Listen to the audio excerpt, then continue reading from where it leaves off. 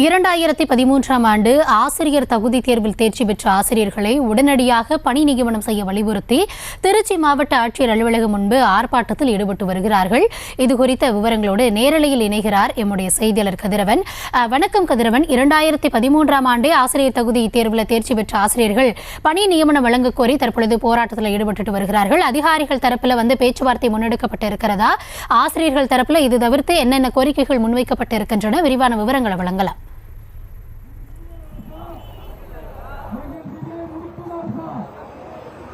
வணக்கம் கௌதமி. கடந்த 2013ஆம் ஆண்டு ஆசிரியர் தகுதி தேர்வில் கிட்டத்தட்ட 40,000க்கும் மேற்பட்ட ஆசிரியர் தேர்ச்சி பெற்றனர். இதில் கடந்த 11 ஆண்டுகளாகியும் இவர்கள் இதுவரை பணி வழங்காத பல்வேறு கட்ட போராட்டத்தில் ஈடுபட்டனர். அதாவது 40,000க்கும் மேற்பட்ட ஆசிரியர் போராட்டத்தில் ஈடுபட்ட நிலையில் ஒரு 410 பேர் மட்டும் நீதிமன்றத்துக்கு சென்றதால் அவர்களுக்கு மட்டும் நீதிமன்றம் பணியாணையை வழங்க உத்தரவிட்டுள்ளது. இதனை கண்டித்தும் 40,000க்கும் மேற்பட்ட ஆசிரியர்களுக்கு பணி வழங்க வேண்டும் என கடந்த 11 ஆண்டுகளாக போராட்டத்தில் ஈடுபட்டனர். குறிப்பாக தமிழக அந்த நீதிமன்ற அதாவது அரசாணை 149 ரத்து செய்து திமுக தேர்தல் அறிக்கையில் அறிவித்த 177 உடனே நிறைவேற்ற வேண்டும் என்று பல்வேறு கட்ட போராட்டத்தில் ஈடுபட்டனர். கிட்டத்தட்ட 40,000 மேற்பட்ட ஆசிரியர்கள் அதாவது இந்த ஆசிரியர்கள் மட்டுமல்ல இவர்கள் குடும்பமும் சேர்ந்து வாழ்வாதாரம் பாதிக்கப்பட்டுள்ளதாக பல்வேறு கட்ட போராட்டத்தில் ஈடுபட்டனர். மேலும் கடந்த மாதம் 1000க்கும் மேற்பட்ட ஆசிரியர்கள் இந்த பகுதியில் போராட்டத்தில் ஈடுபட்டனர். தற்போது திருச்சி மாவட்ட ஆட்சியர் அலுவலகம் அருகே இந்த போராட்டம் நடைபெற்று அதாவது வெயிலையும் பொருட்படுத்தாமல் தற்போது இந்த போராட்டத்தில் ஈடுபட்டுள்ளனர். இந்த போராட்டத்தில் ஈடுபட்டவர்களை நாம் இது பற்றி நாம் கேட்போம்.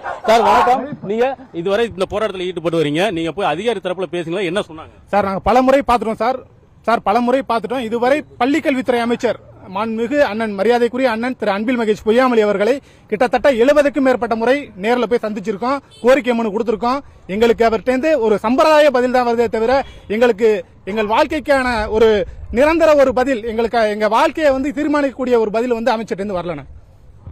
மேலும் இப்ப தமிழக முதல்வர் சந்திக்கிறதுக்கு கேட்டீங்களா, இல்ல அதிகார தரப்புல கேட்டீங்களா, என்ன சொன்னாங்க? ஆனா ஏற்கனவே மாண்புமிகு தமிழக முதல்வர் தளபதியார் அவர்கள் ஆட்சி பொறுப்பேற்ற பிறகு கிட்டத்தட்ட 6 முறை நாங்க போய் நேரில் போய் சந்திச்சோம். இப்ப முதல்வரை சந்திக்கிறது பெரிய குதிரை கொம்பா இருக்கு. யாரோ போய் சந்திக்கிறாங்க. எங்களுடைய சங்க பிரதிநிதிகளை மாண்புமிகு தமிழக முதல்வர் கருணை உள்ளத்தோடு எங்க சங்க பிரதிநிதிகளை அழைச்சு எங்களுடைய கோரிக்கையை கேளுங்க. நீங்க தான் சொன்னீங்க நான் ஆட்சிக்கு நான் பண்றேன், இந்த அரசாணையை நீக்கம் பண்றேன், ஆட்டம் முடியுது 6 மாதத்துல விடியுது, கழக ஆட்சி அமைஞ்சோன்னா உங்க அத்தனை பேருக்கு பணி வழங்குறேன்னு மாண்புமிகு தமிழக தளபதியார் இந்த அரசுகிட்ட பணி வாங்கலைன்னா வேற எந்த அரசுகிட்டே நான் வாங்க முடியாது சார். ஆசிரியர் 11 ஆண்டுகளமா நீங்க போராடுறீங்க. இப்ப உங்க வாழ்வாதாரம் எந்த மாதிரி உங்களுக்கு பாதிக்கப்பட்டிருக்கு? சார் நாங்க அடிமை எப்படி சொல்றது, ஒரு தினக்கூலிகளாக அற்ற கூலிகளாக எப்படி முறைசாரா பணியாளர் தான் எல்லாம் வேலை பார்த்துட்டு இருக்கோம். கொத்தனார் வேலை, சித்தாள் வேலை, டீ ஆத்துறது, ஹோட்டல்ல வேலை பார்க்கறது, இந்த மாதிரி வேலைகள் தான் பார்த்துக்கிட்டு இருக்கோம்.